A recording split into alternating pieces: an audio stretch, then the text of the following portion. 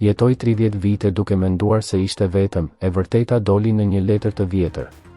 Një zbulim i papritur që ndryshoi gjithçka pas 3 dekadash heshtjeje.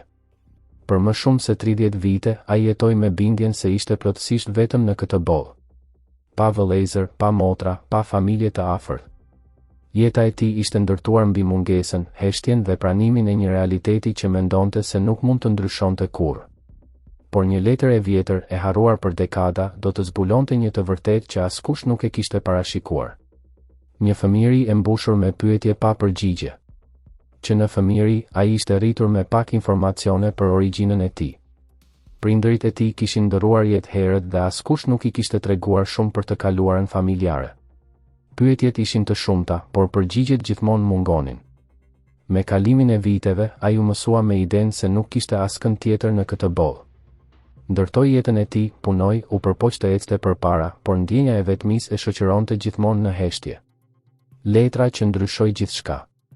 Gjithçka ndryshoi gjatë pastrimit të shtëpisë së vjetër familjare, një shtëpi që kishte qëndruar e mbyllur për vite me radhë.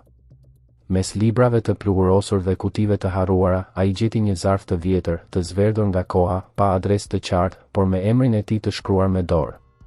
Letra kishte qenë shkruar më shumë se 30 vite më parë. Duke e hapur me duar që i dridheshin, ai lexoi fjalë që do t'i ndryshonin jetën përgjithmonë. E vërteta e fshehur për dekada. Letra zbulonte se ai nuk kishte qenë kurrë vetëm. Ai kishte një motër dhe një vëlla, të ndarë që në fëmijëri për shkak të rrethanave të vështira familjare.